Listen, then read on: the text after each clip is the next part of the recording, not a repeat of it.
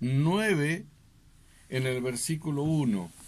Y le vamos a dar un pequeño espacio a nuestros amigos, a nuestros hermanos que tienen una Biblia. Hermano, usted es creyente. Hermana, usted es creyente. Usted joven es un oyente, no cree.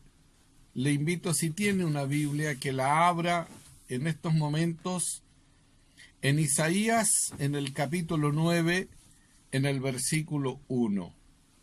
Es importante que nosotros corroboremos la palabra de Dios.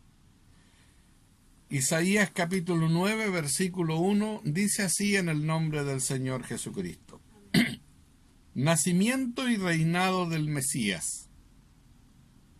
Dice así: mas no habrá siempre oscuridad para la que está ahora en angustia, tal como la aflicción que vino en el tiempo que livianamente tocaron la primera vez a la tierra de Zabulón y a la tierra de Neftalí. Pues al fin llenará de gloria el camino del mar, de aquel lado del Jordán, en Galilea de los gentiles. El pueblo que andaba en tinieblas vio gran luz, y los que moraban en tierra de sombra de muerte, luz les resplandeció sobre ellos. Multiplicaste la gente y aumentaste la alegría, se levantarán delante de ti, como se alegrarán en la siega, como se gozan cuando reparten despojos. Nuestro Dios guarde su palabra y nos dé esta bendición en nuestros corazones de poderla atesorar ahí, porque su palabra es bendita, y si queremos tener bendición, guardemos, escuchemos esta palabra. En Apocalipsis, en el capítulo 1, versículo 3, dice: bienaventurado el que oye, y el que lee y lo que oyen las palabras de esta profecía, y guardan las cosas en ella escritas, porque el tiempo está cerca. La venida del Señor Jesucristo está cerca. Y por eso, hermanos, hemos querido leerle esto. Se cuestiona muchas veces en nuestra sociedad si Jesús es verdadero, si existe. Otros dicen que es un mito, otros se niegan a creer porque no ven las obras que deberían ver. Pero yo le quiero decir que si usted pone su corazón y cree en Dios y su mente está puesta en la esperanza que crea la palabra de Dios en nosotros, porque dice que el cielo y la tierra pasarán, más mis palabras, dijo el Señor Jesús, no pasarán. Escuche con atención. El profeta Isaías, más de 600 años antes de que naciera el Señor Jesús, anuncia esto y dice: mas no habrá siempre oscuridad para la que está ahora en angustia, tal como la aflicción que le vino en el tiempo que livianamente tocaron por primera vez a la tierra de Zabulón y la tierra de Neftalí, pues al fin llenará de gloria el camino del mar de aquel lado del Jordán, en Galilea de los gentiles. ¿Por qué dice esto? Porque cuando esto se escribió, el pueblo de Israel estaba en su más grande apogeo y en su orgullo como nación, como escogidos de Dios. Pero pronto comenzaron a relucir todas estas cosas que a veces desagradablemente ocurren, y en nuestros tiempos también. La excepción de personas. A mirar a algunos como personas que no son de una misma clase, sino que como que fueran de segunda clase. Y Israel no fue la excepción. También se crearon allí las dos provincias más notorias, más ricas, Judea. En esas dos provincias que estaban allí reunidas, ellos se hicieron llamar judíos porque tenían el privilegio de tener la capital, Jerusalén, de tener el templo y todas las cosas. Y fueron despreciando a los más pobres, a los más humildes, a los samaritanos, y dos tribus quedaron al otro lado del río Jordán, que fueron Neftalí y Zabulón. Entonces, como toda la gente que venía de Asia, antes lo hacían por camino de tierra, o sea, a pie, Muchos salían, los que venían de la Arabia y de toda esa zona, pasaban lo que era Siria y llegaban al Jordán por el lado de Zabulón y de Neftalí. Por lo tanto, la gente que allí vivía dependiente mucho y con mucho contacto con la gente que cruzaba por ahí, con los árabes y todo. Habían una ruta en ese sector. Por lo tanto, tenían mucho contacto con las gentes de otros pueblos. Por eso los judíos le decían la Galilea de los gentiles. Y no los consideraban como pueblo de Israel. Así como tampoco consideraban a Samaria. En Samaria se construían los leprosarios. Usted ve que la palabra de Dios dice cuando Jesús iba a Nazaret tuvo que pasar por Samaria, a Galilea, y tuvo que pasar por Samaria y se encontró con que allí había muchos leprosarios y los leprosos salieron a pedirle que tuviera misericordia y él los limpió.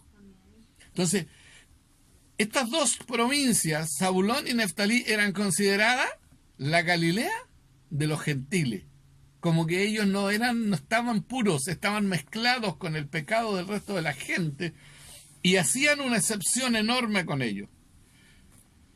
Por eso decían que no siempre iba a haber oscuridad en ese pueblo, nunca siempre iban a estar rechazados, alguien le iba a dar notoriedad, les iba a dar importancia, y ese que le daba esa notoriedad, esa importancia, era nuestro Señor Jesucristo.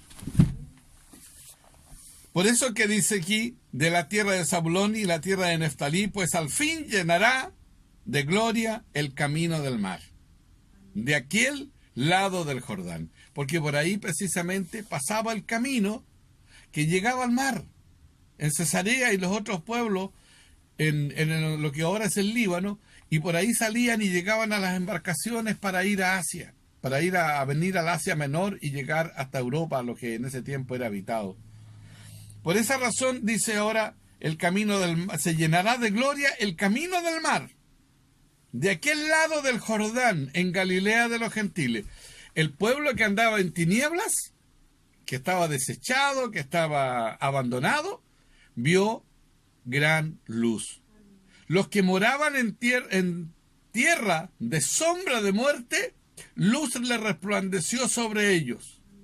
Dice, multiplicaste la gente, aumentaste la alegría, se alegrarán delante de ti, como se alegrarán en la siega, como se gozan cuando reparten despojos. Iba a haber alegría en ellos, porque de allí, de Galilea, salió el Señor Jesucristo. De ahí vino el Señor. Por eso dice, porque tú quebraste su pesado yugo y la vara de su asombro y el cetro de su opresor,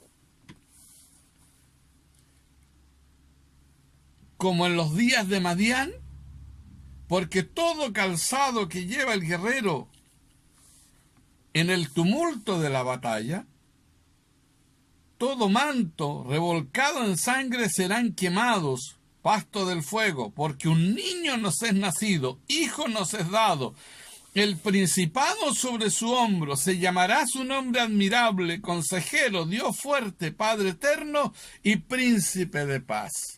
Ese era Jesús, ese era el Mesías, ese era el que él se lo estaba predicando tantos años antes que vendría. Y eso era lo que esperaba la gente, esperaban la llegada de Jesús. Y cuando él llegó, esto dice del lugar donde el Señor iba a nacer y se iba a acercar a su pueblo Israel.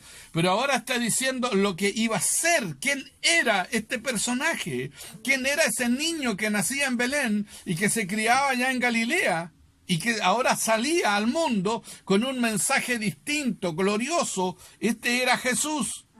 Por eso dice, porque un niño nos es nacido, hijo nos es dado, el principado sobre su hombro, se llamará su nombre admirable, consejero, Dios fuerte, Padre eterno y príncipe de paz. Como usted lo quiera nombrar. Si quiere encontrar usted un admirable, es Jesús. Si quiere un consejero, es Jesús. Si quiere un Dios fuerte, es Jesús. Padre eterno, príncipe de paz, porque Él vino a salvarnos y Él nos rescató, nosotros éramos. Él es el Hijo de Dios, pero Él, para nosotros también muchas veces Él es un Padre, porque nos brinda lo que nosotros necesitamos, nos cobija. La palabra de Dios dice que Él es el Dios de la salvación. ¿Por qué? porque dice que Dios significa amparo, fortaleza, protección. ¿Y qué nos brinda Jesús? Protección, amparo, fortaleza. Eso es lo que nos brinda Él. Por eso Él es el Dios de la salvación. Es el Hijo de Dios. Pero usted lo puede encontrar. Si lo quiere llamar admirable, llámelo admirable. Si lo quiere llamar consejero, llámelo consejero. Si lo quiere decirle Dios fuerte, ¿por qué? Porque dice la palabra de Dios que después que Él cumplió su ministerio, murió en la cruz, cuando Él subió a lo alto, la palabra de Dios dice que el Señor dijo: toda potestad me es dada en el cielo y en la tierra. Por lo tanto, el Señor Jesucristo tiene la autoridad y tiene la potestad de Dios. ¿Quiere tener usted un compañero? ¿Quiere tener usted un amigo en quien poder confiar y descargar su adrenalina, su atención, su dolor, su tristeza? Acepte a Jesús. Él lo está llamando, Él quiere acercar, Él no es violento, Él busca la paz, Él es un Señor que dice que como cordero fue llevado al matadero. Él no abrió su boca, dejó que hicieran con Él todo porque estaba escrito que así tenía que ser. Dice ahora: lo dilatado de su imperio y la paz no tendrán límites, porque iba a ser el que dijo el Señor Jesucristo que tenían que ir y predicar por todo el mundo, comenzando desde Jerusalén hasta lo último de la tierra.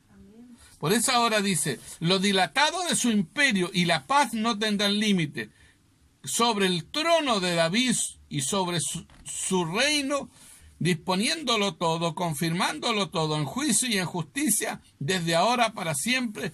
El celo de Jehová, le decía a los hebreos, 600 años antes de Cristo, mucho antes, iba a ser esto. Ese celo que Dios tenía porque los hombres no estaban cumpliendo la voluntad de Dios. ¿Qué dice ahora? Cuando Él venía. Cuando ya el Señor comienza su ministerio, en el capítulo 4 de Lucas, el versículo 16, dice: y vino a Nazaret, donde se había criado, en el día de reposo, y entró en las sinagogas conforme a su costumbre, y se levantó a leer. Y se le dio el libro del profeta Isaías, habiéndolo abierto, el libro que leyó el lugar donde estaba escrito: el Espíritu del Señor está sobre mí, por cuanto me ha ungido para dar buenas nuevas a los pobres. Me ha enviado a sanar a los quebrantados de corazón, a pregonar libertad a los cautivos, vista a los ciegos, a poner en libertad a los oprimidos y a predicar el año agradable del Señor. A eso venía Jesús a esta tierra. Es por eso, amigo, por eso, querido vecino, hermano, si estás decaído, si por algún motivo te has apartado, yo te digo: vuélvete a Jesús. No lo abandones, no dejes, porque Él no te ha abandonado a ti, eres tú el que lo ha abandonado. Y si usted no cree, yo lo invito a que crea, a que confíe en Él, porque el Señor dice: el Espíritu del Señor está sobre mí. La palabra de Dios dice que cuando el Señor Jesús comenzó su ministerio, llegó a la ciudad llegó a donde estaba allí en el Jordán, predicando Juan el Bautista. En ese lugar, la palabra de Dios dice que cuando él se acercó, fue Juan el Bautista, al momento de bautizarlo, él no lo quería bautizar, porque le decía que era imposible. Decía: ¿cómo tú vienes a mí si yo ni siquiera soy digno ni encorvarme a desatar tu calzado? Pero ¿qué le dijo el Señor Jesucristo? Deja, porque así nos conviene que cumplamos toda justicia. Porque a eso vino. El cielo se abrió y se oyó una voz que dijo: este es mi Hijo amado, a él oíd. En él tengo contentamiento, dice otra versión, para que nosotros pensemos cuál era el contentamiento de Dios, que el Señor comenzaba su ministerio. Por eso dice que había una palomita, ¿verdad?, que descendió del cielo, vino y se posó sobre él, y esa palomita era el Espíritu de Dios.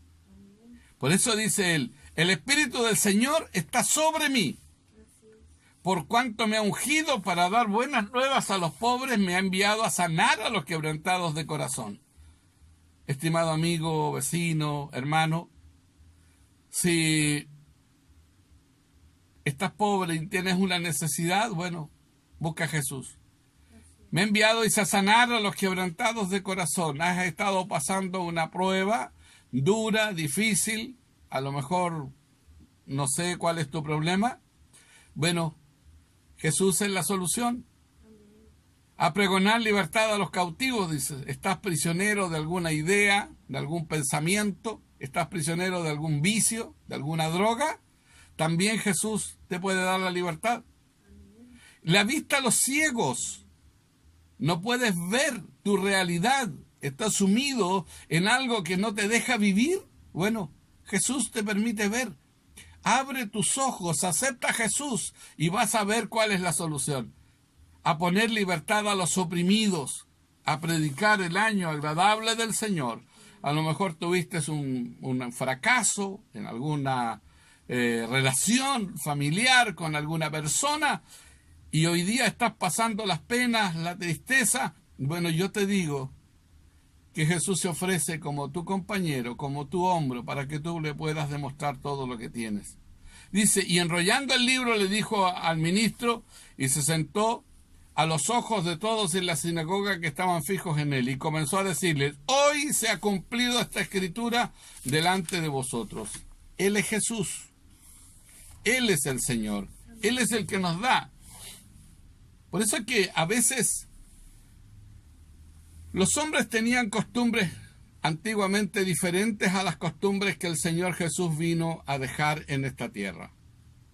Por eso hay muchas iglesias que todavía toman las costumbres antiguas y no toman las costumbres que el Señor dejó, la enseñanza que el Señor Jesucristo vino a hacer. Él vino a hacer un cambio, estimado hermano, amigo. Él vino a hacer un cambio. Dios estaba cansado de las rutinas, de las cosas que hacían los hombres. En ese tiempo en Israel, su propio pueblo había mal interpretado la palabra y los hombres hoy día también están mal interpretando la palabra. El capítulo 10 del libro de los Hebreos dice, porque la ley teniendo su sombra de los bienes venideros, no la imagen misma de las cosas.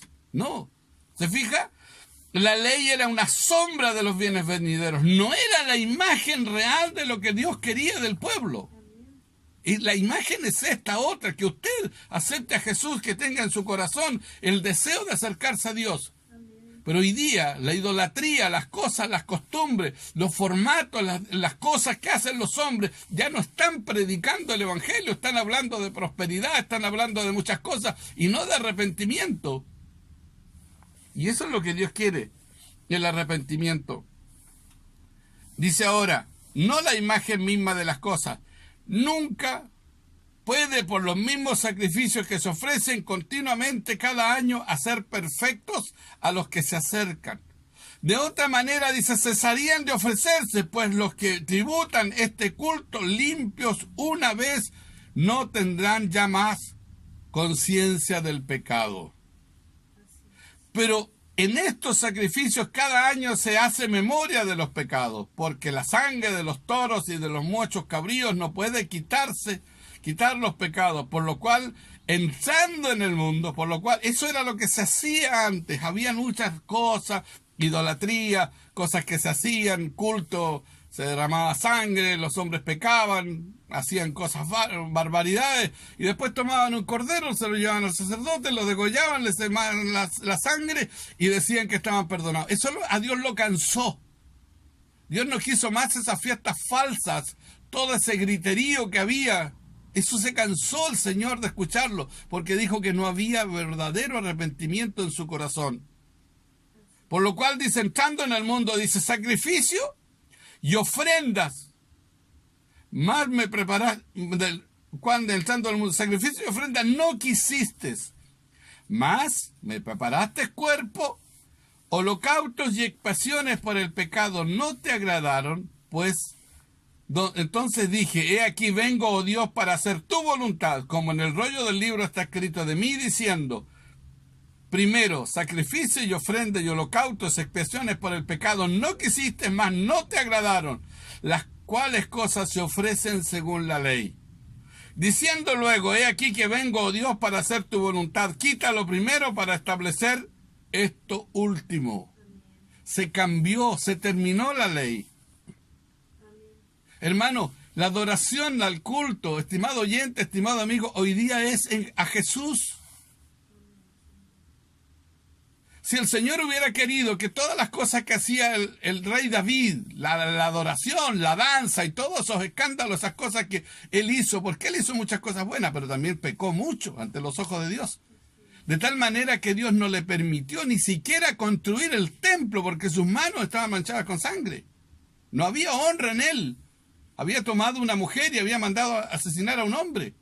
Por esa razón es que Dios terminó con todo eso. Si bien es cierto, este varón se humilló, le pidió perdón a Dios y Dios le perdonó, no me cabe la menor duda, pero también tenemos que pensar que él no era el ejemplo que nosotros queríamos. Y Jesús es el ejemplo. En Jesús usted no encuentra ningún pecado, no encuentra ninguna cosa mala. Todo lo que él hizo es bueno. Cuando él terminó su ministerio, él dijo, consumado es, y entregó su espíritu.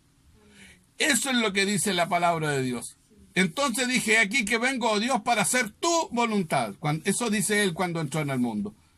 Como en el libro, como en el rollo del libro está escrito de mí, diciendo primero sacrificio y ofrenda, holocausto, expiaciones por el pecado no quisiste, ni te agradaron, las cuales cosas se ofrecen según la ley.